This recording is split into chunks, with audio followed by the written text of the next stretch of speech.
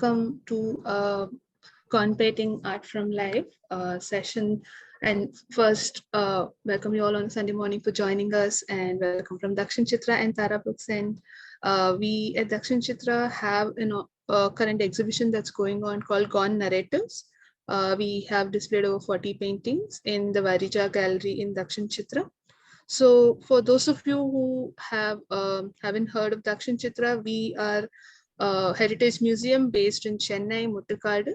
We have over 18 houses from various different southern communities across the 5 different states. And what we try to do with them is we try to represent various intangible and tangible heritage, go across the traditional folk or the contemporary realms of visual art, performing arts, and across genres.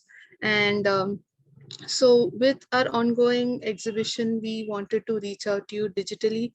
And when we talk about Gond, Tara Books is one of the major players, an important player, and they have been contributing a lot, supporting the artist, and their work precedes and I mean that doesn't need any introduction. They've had a lot of books on Gone. They have prints, and we recently so they recently published a book called Potter's Tale, from where our master craftsman potter at DakshinaChitra was covered, and it is such a fabulous book. So and coming back to Gone, so we have with us Ragini Siruguri. And she is a visual communication designer from South India. Her practice lies in the intersection of graphic design, photography, books, and writing, and is guided by the belief that any form of design is inseparable from the cultural and political context it is created within. At present, Ragini designs books with Tara Books, an independent publishing collective renowned for experiments in the art of bookmaking.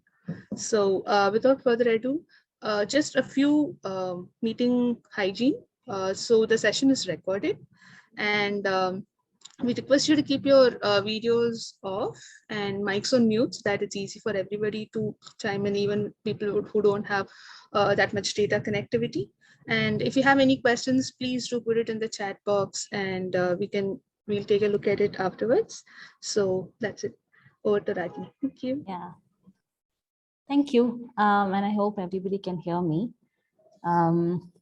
So yeah, my name is Ragini, and I've been working as a designer with Tara Books. So just to give you a little more information about Tara, we are essentially a publishing collective, and we collaborate with writers, designers, and artists from around the world. We are known for experimenting with both the form of the book as well as various print processes. So a lot of people know us for our screen printed books. We have a workshop here in Chennai where, again, a group of artisans are trained in the entire process of bookmaking. So essentially, our book, we collaborate with both indigenous artists as well as contemporary artists from India and around the world. And what we make are illustrated books that are for all ages. They're not particularly for children, but they span a variety of genres. So our experiments with our collaborations with indigenous artists began sometime in 2001, which is a couple of years after Tara Books was founded and started making books. So at that time, we wanted to kind of bring together different art traditions under a common theme. And when thinking about how to do that, we realized that every art tradition, I mean, one thing that is common to all art traditions is the illustration of animals. So with that, yeah, so with that book, I think that book came to be called Beasts of India. And what Beasts of India featured was selection of animals illustrated by different artists from different art traditions. So usually when you look at a painting from a particular tradition, it features a character or an object in a larger context, like this tiger over here. So for Beasts of India, what we did was to extract these animals from these larger paintings and place them into an entirely new context. So what Beasts of India became was a collection of different beasts from different art traditions. And it's very interesting to observe how one animal can be illustrated in so many different ways. So through this book, we chanced upon,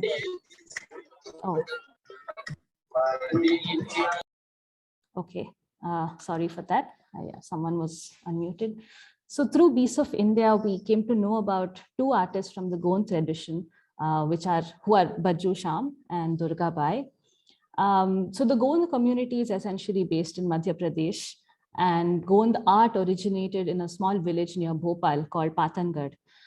So both Bajju and Durga are also from there, and though they now live in the city, they're very much still connected to their life in Patangad and to their memory of that village and how they came from there to the city. So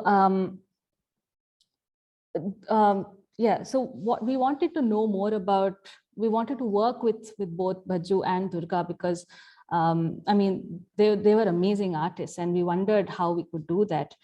And this happened finally through an illustrators workshop that we organized in collaboration with Alliance Francais in Chennai. And they came to the city, and through that we found out that Bajju Sham had actually visited London along with another Gond artist. And this was to illustrate, or rather paint a mural on the walls of an Indian restaurant in the city. So this was the first time Bajju was even stepping out of Patangad, forget India. So clearly it was a very important and it was a huge experience for him. And over the 2 weeks that he was in Chennai, he told us about his experiences in London and how he felt right from leaving Patangad to go to the airport, to sitting in the flight, to walking around and discovering what the city was about. And this whole conversation led to a book called The London Jungle Book, which remains one of our best books to date. So The London Jungle Book compiles his experiences of being in London. And when he came here, we sat with him and we showed him different ways of composition, different compositional styles, and gave him, I mean, the dialogue was how else could he use space, and how else could he work with scale and size to kind of add meaning to his own work. So again, he was, to illustrate to the form of a book was a very new experience. But I think he is so good with adapting his art to this context that it became an amazing book. It's also one of my favorites. So here is the Underground in London and the Big Ben. And as for Durga Bai, she was really good at drawing, and I think she liked to draw women doing very unusual things. And Sultana's Dream, which is a very well-known feminist fable by Begum Rokeya, we thought would be very apt to give her. So she illustrated this book, and then, I'm sorry. Yeah. So this tale also features women doing things like riding on a solar balloon, and as you can see. So Durga not only, she didn't just simply illustrate to the text, but she also gave it another layer of meaning.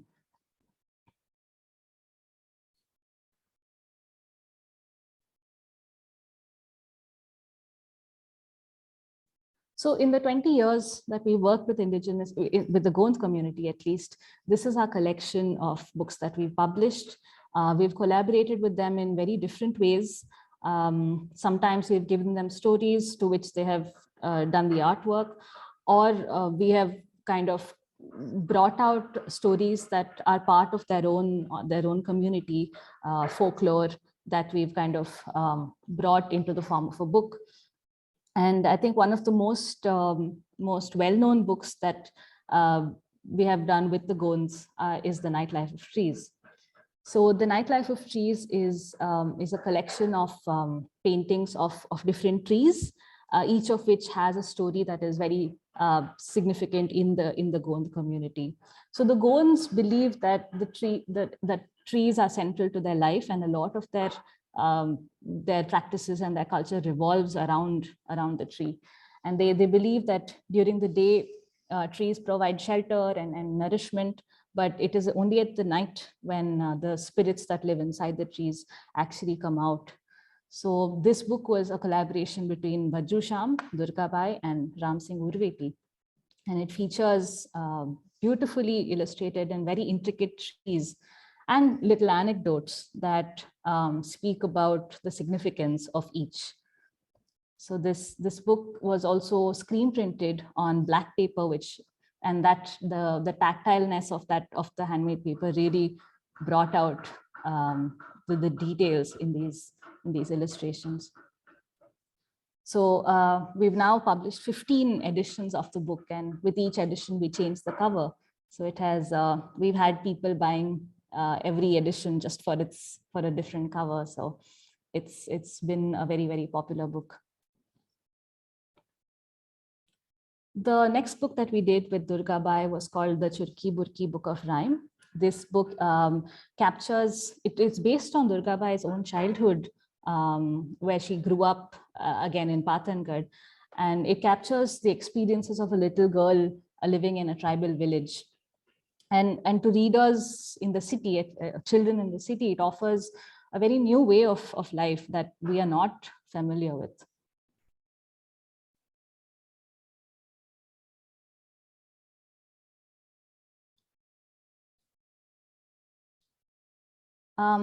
Then we went on to work with Ram Singh Urveti for a book called I Saw a Peacock with a Fiery Tail.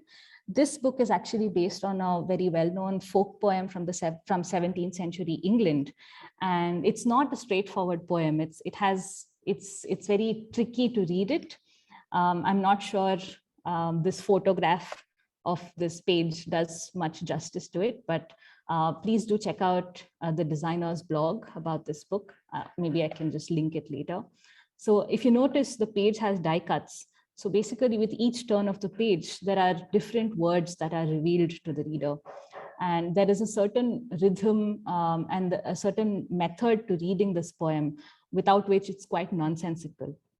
So here, the designer, Jonathan Yamakami, worked very closely with Ram Singh Urveti to kind of figure out the form of this book, because it cannot be a linear process. There is so much back and forth that has to go on to figure this out.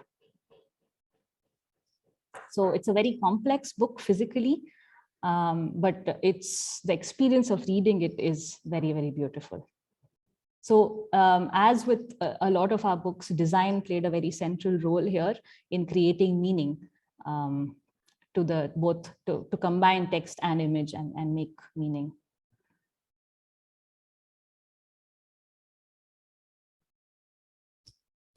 With another Gond artist, Subhash Vyam, we collaborated on a book called Water.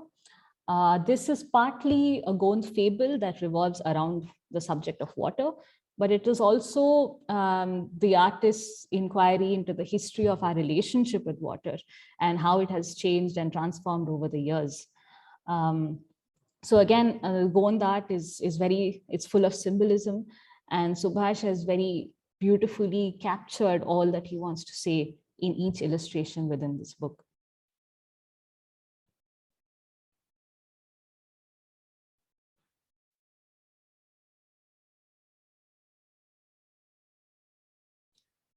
This was again a book with Dhavat Singh Uiki, who also wanted to talk about the relationship between human beings and nature. And here specifically, he wanted to talk about the tiger. So again, the tiger is very important is a very important being within the Gond community. It is both revered and it is feared. But this is again, speaking of a time that is now lost to us. It's not there anymore. So Where Has the Tiger Gone is actually a collection of like folk tales that are centered around the tiger and the relationship between tiger and human being. And Dawat also narrates all these stories, and he wants to basically he wants to preserve these tales that were once very often exchanged within the community. So here again, because there were maybe 7 stories and each story had one painting to it, So now when you bring it into the book form, how do you capture the attention of a reader all the way through? So here again, design played a role in kind of taking apart these illustrations and picking up motifs to use elsewhere within the book. So there is one part within the book where Dawat speaks about how he takes his young son to the zoo, because they now live in the city, they live in Bhopal. And they go looking for the tiger in the zoo, where you see that the tiger is behind a cage, and you either see the tail of the tiger or the paw of the tiger, but you never see the whole tiger as once you used to be able to. So this clearly affects this really Dawat is very affected by this kind of change, and the how things are very, very different now. So this very beautiful anecdote from the book inspired a very different kind of cover for the book, where what we did was to die cut these bits from the cover and have the tiger staring back at you from the other side. So again, we come back to Bhajju Shyam with creation, which was a very complex project. And what Bhajju, sorry. Okay. Does anybody have a question or? Okay. So creation is a collection of images that speak about the creation myths within the Gond community, where they talk about the origin of landscapes or seasons and time itself. And what Bhajju has done is to capture this as a series of illustrations, about 10 images.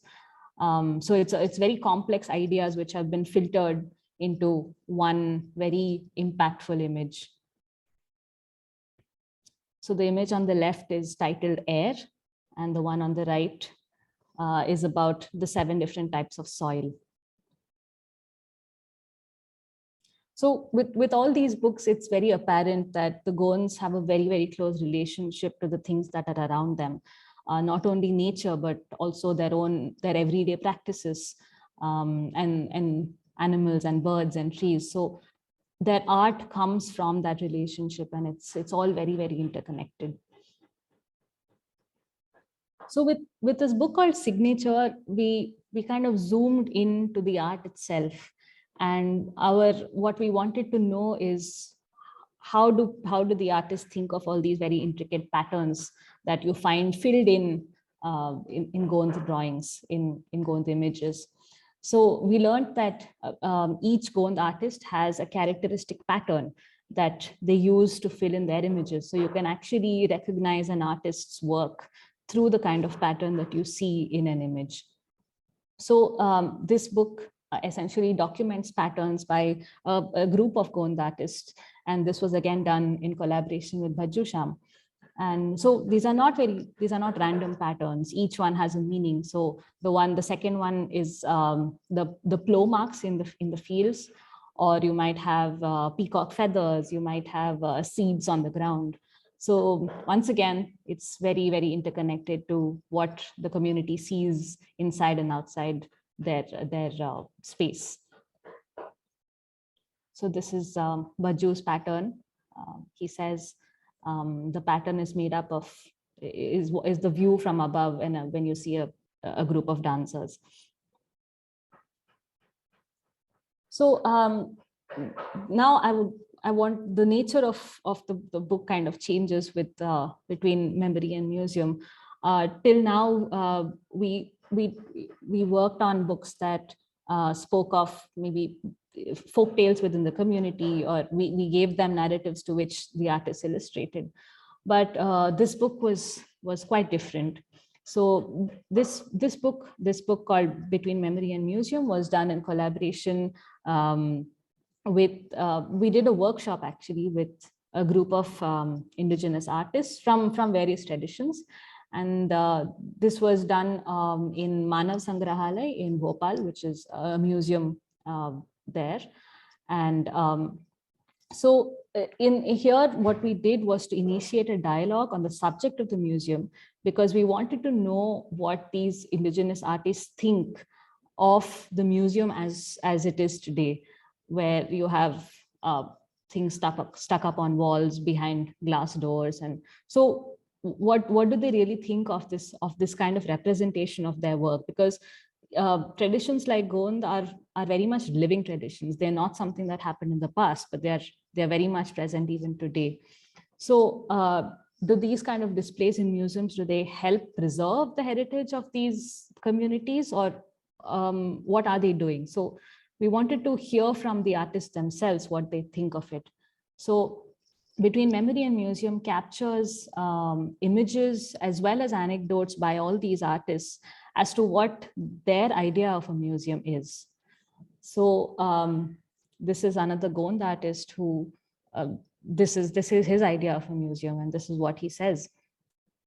Whereas Durga Bai thinks of the museum as a mother that offers help to all the artists who want to bring her in things that are important to them.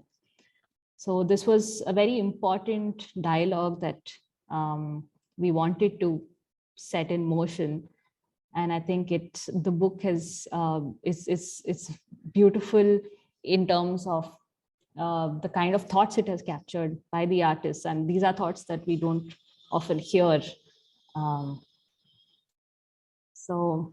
finally, I would like to talk about our most recent book with the Gond community, which is called Origins of Art. This is a bit of a complex book, so I'm going to see if I can simplify it. Let's see how easy that I can do this. So Origins of Art basically started when a Japanese photographer called Kodai, he's the one in the picture below, he came to us with a huge collection of photographs of the village of Patangad in Madhya Pradesh. So ever since he found out about our work, and I think his favorite book was The Nightlife of Trees, and he was very inspired to actually go to the place where these trees are found, and he wanted to document everything there is to see. And I think over the years, he ended up with a very big collection of photographs that captured not only nature in Patangad, but also their everyday life and their art and their music and dance. And he kept going back at various times. So he built a very a massive record of the Gond way of life and all the things that are important to them, and not just art. So when we saw these photographs, we felt that it was very essential that we hear what a Gond artist has to say about these photographs. And because of our close relationship with Bhajju Sham, we asked him to come over. And so we had Bhajju Sham and Kodai in Chennai along with our team. And we kind of asked them to comment on the photographs and say what they thought about what was happening in that moment. And what this conversation led to was two very interesting perspectives. One from an insider, one from a person who was born and brought up in Patangad and still has an extremely close relationship to the community there. And one from an outsider who's looking at it from the outside and sees things very differently through photographs. And of course, photographs and art complement each other very well. So as we looked at Kodai's photographs, we could really see how much the artist's imagination is driven by the things that they see around them. And all this looked very familiar because we had seen these in art before, in the books that we've done, in the illustrations that the artists have done for the books we make. So we knew what this was about because we had seen them in art form, and now we were seeing the real thing. So it was fascinating to see how closely they are connected. And as we began to think about how to bring these two together, the photographs, and so there were photographs, there was Kodai's narrative, there was Bhajju's narrative, and of course we felt that you had to bring in Gond art in some way. And so far, whenever we worked on books, we sometimes ask the artist to illustrate to a story, or the artist already has illustrations and then we try to weave a narrative using those illustrations. But here, something very different happened. When we started looking at the photographs, we realized that they were very close to some of the illustrations we already had in our previously published work. So for example, this photograph of the tree with a bird on it was very close to something that Durgabai had done for Nightlife of Trees. What Subhash Vyam had illustrated in water, there was exactly that scene that Kodai had captured. So I'm just showing you some more examples of the coincidences that we found that kind of amazed us to see how similar and how beautifully the artists have captured what they've seen in real life. And this is, I think, one of the first books where we didn't have to ask artists to illustrate to a text because it was already there. We already had all this work in place already. So something as small and as intricate as patterns have been replicated so correctly, so aptly. So both craft, art, music, dance, everything is what drives an artist in their work.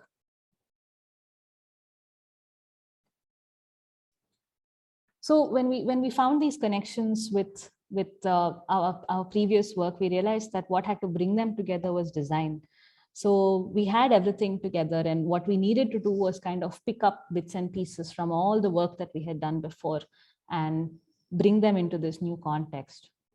So even, for example, a complex concept like the 7 types of soil that Bajju had done for the book Creation, we could see where he picked up the colors from, because the picture of this field has a very similar color palette to what you see on the left, as well as complex ideas like time, like night and day. It's all there.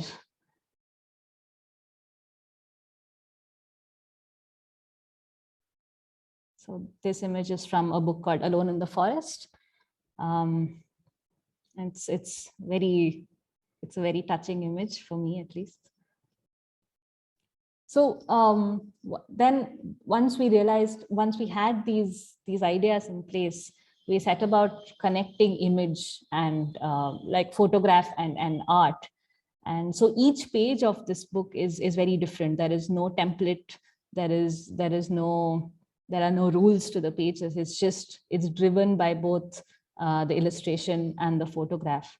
And as you can see, we had decided to retain that the sense of a dialogue between both Bajju and Kodai. So every page, both of them have their own thoughts, which are sometimes contrasting, sometimes on the same page.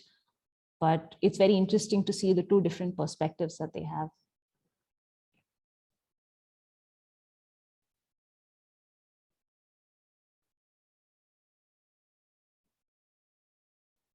So the book contains a collection of sections.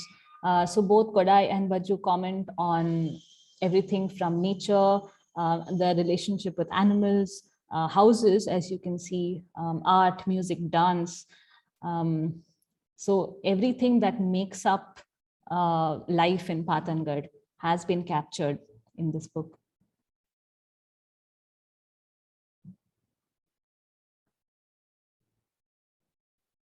This is an illustration and a photograph of the Bujruk, which is the storyteller who performs stories and beliefs of the community.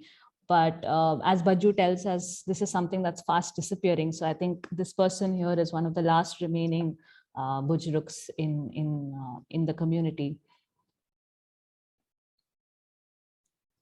So I think Origins of Art is almost like Tara Books is like a museum of Tara Books' work with Gond art itself, because it showcases everything we've done with these artists. And with that, I leave you with our selection of titles that are all collaborations with the Gond community. And yeah, happy to take any questions. Hi. Yes. Hi, my name is Neha. Hello. That was a very insightful session. Thank you. Thank you. I have a question, like, what is a good way to learn Gonda art? I mean, I just, look at things and try to copy, but that's not the way I want to do. So there's a certain way you do the birds, the trees, the animals. Yeah. Can you suggest a good way to learn it? Or if you get my question. And yeah. Sorry, go ahead. and secondly, the paints the paints that are used, are they the natural paints, or are they the regular acrylic? And Yeah. so this is the second part, but most importantly, I wanted to know about what is a good way of learning it, because I'm really interested in learning. Yeah. That's a difficult question, actually, because on the one hand, it's a very, how do I put it? I don't know if Gita is still around, our editorial director, but maybe she's the better person to answer this question. Yeah, let me just step in for a moment here, if you don't mind, Ragini. Go ahead, please. DakshinaChitra has conducted workshops in the past with Gond artists, so there are forums that do that.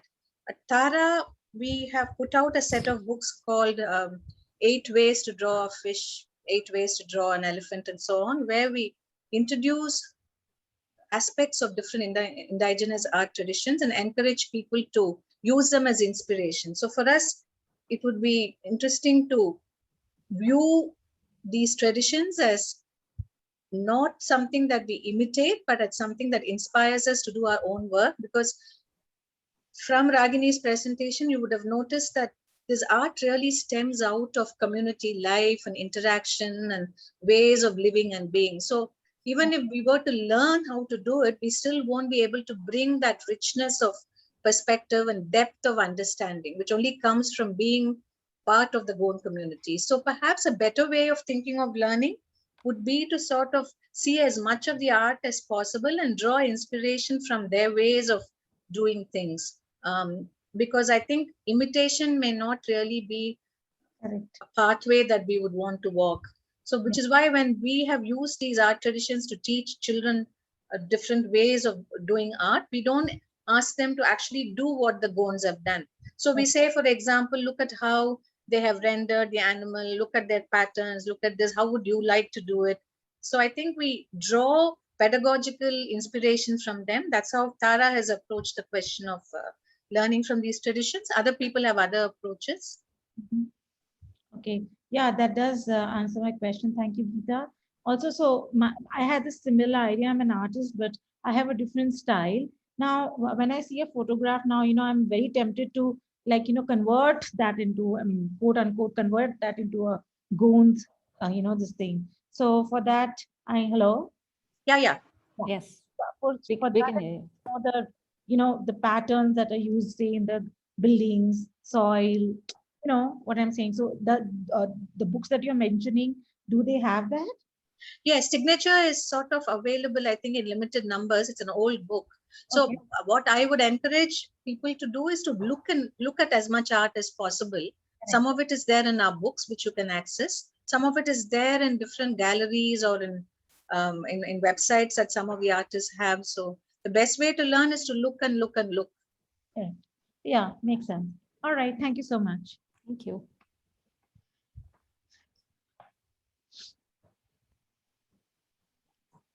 Somebody has raised their hand up.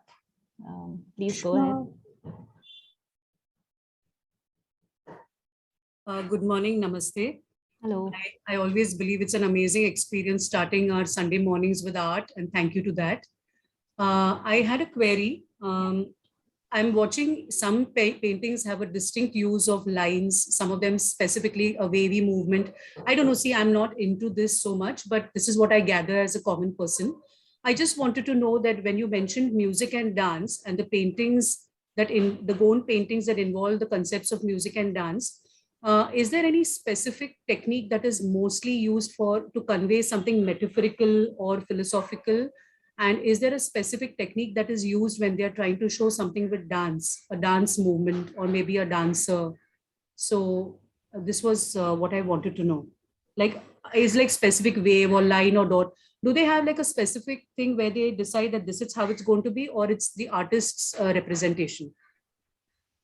I very much think it's unique to each artist, because as I mean, I would suggest that you read Signature if you're interested in the details of the work, because from what I understand, every artist develops their own style, which is distinctive, but it's still part of the larger language of the Gond tradition. So they might have maybe broad rules, quote unquote rules, but I think it very much depends on the artist. And the tradition, if I may add, is itself not something that goes back hundreds of years. While Gond artists, particularly women, used to paint on the walls and do floor drawings, the art that we see now goes back to the 1970s, when they started drawing on paper and canvas rather than on floors and on walls. So they've actually pulled together elements from different aspects of their life. And as you rightly pointed out, song and dance and music and everything has come together.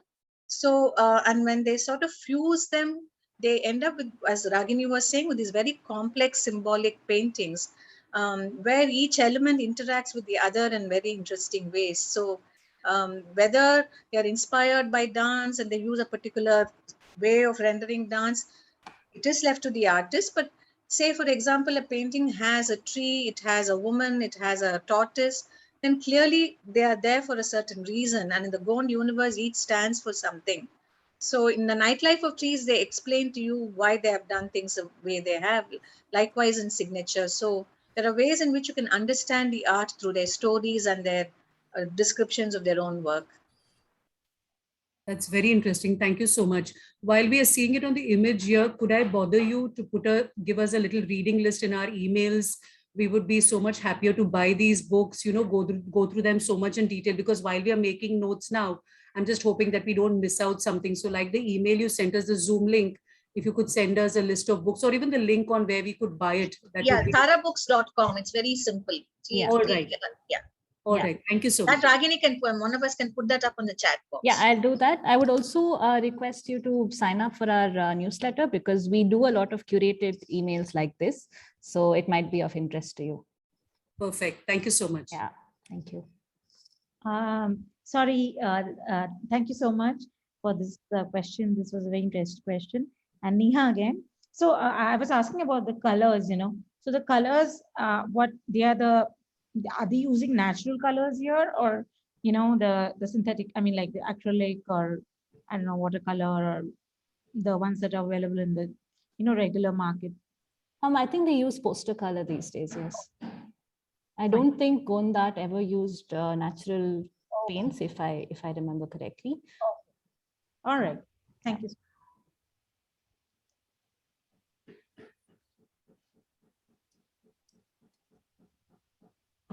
Does anybody else have a question?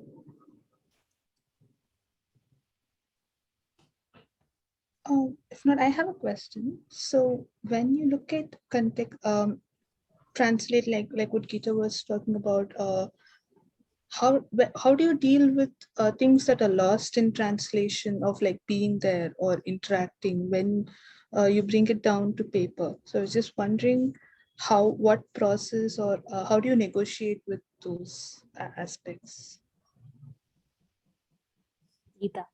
Yeah, so one of the things that the book form allows us to do is to provide context. So while you suddenly lose out on the sense of being in a certain landscape or being in a certain moment, like for instance, a depiction of a Gond dance is going to be very different from being actually there when they dance during Holi or during any other festival. So one of the things that we try and do is to bring as much context to what you're seeing on the page. We do it in two ways. Sometimes the narrative itself provides the context, but whether it does that or not in a straightforward way, with at the end of each book, we have a note on the author, the artist, which explains in detail what how this book came about, how do we sort of join all the dots that are there in the narrative and in the paintings and so on. So by restoring context to the art, we try and bring alive the life world of the Gonds to some extent.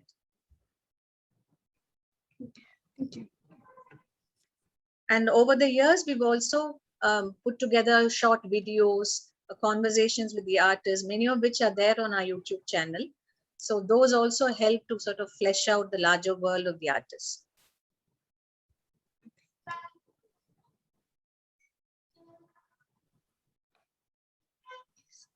Any more questions?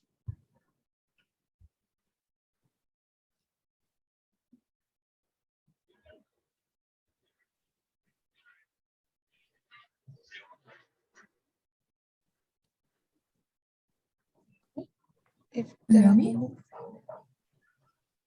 yes, Any questions? Yeah. Okay. So I had a question with how do you choose your book covers, particularly with like the contemporary fonts as well as something which is quite traditional like gold art? I think the book covers just evolve from the entire project itself. Right from, so it's never linear. So with, for example, with Where Has the Tiger Gone, we did the book cover first because the story struck a chord, and then we immediately knew what we wanted the cover to look like. But in other ways, it's kind of shaped by a lot of factors, maybe the printing process or the content inside, things like that. And if you would like to know about the type choices, that too is influenced by both printing, because for example, in screen printing, there are certain fonts that don't print well through the screen, like they might be too fine. So we are encouraged to use a bolder, thicker font. And in other cases, I think we want a contrast to what's inside. So we use something very bold because at the end of the day, when it sits on the shelf, it has to be noticed. So there's a lot of things that influence both the inside and the outside of the book. Thank you so much. Also, thank you for the session. Thank you.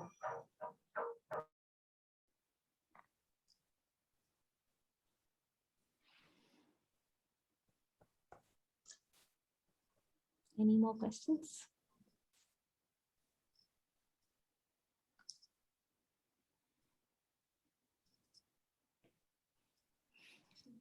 There are no more questions, then can we wrap up the session? Okay.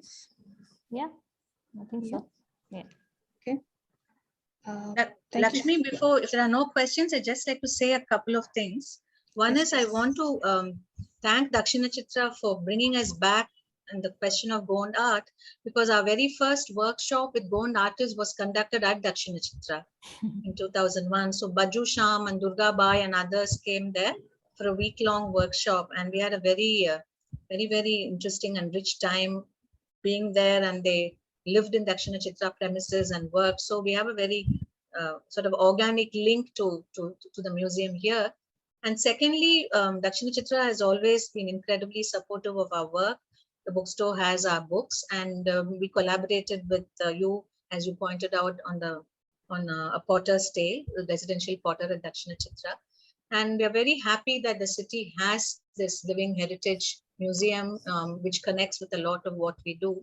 So I just want to put that on board. Thank you very much. So much. Very good. Thank you. That's Deborah, ma'am.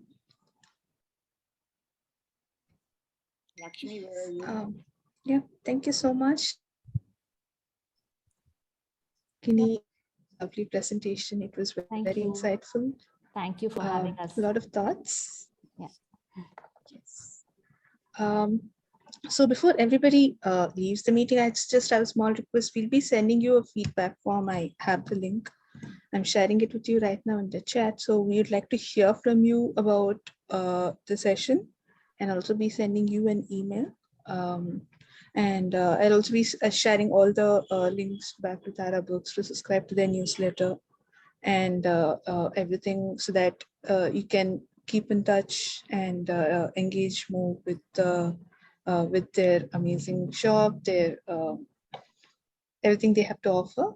So with that, we come to the end of Gone Narratives, the digital arm, like our online talks series wraps up with this lovely session. Our exhibition is still on till 30th of this month. So if you're in Chennai, please do pay us a visit. And yes. Could we get some links for some of the artists who are doing the art and all that? Because I'm preparing a kind of a list of all, tribal art and even heritage art. So if we could get a kind of a list of some of the artists, is it possible? Maybe you could write to us and we'll get back to you. Okay, and where do I write to you? It's hello@tarabooks.com. I'll just put it into the chat box here. tarabooks.com. Yes. Thank you. Thank you. Yes, thank you so much. Okay, thanks, Lakshmi. Thank you, Ragini. Yeah. Bye-bye.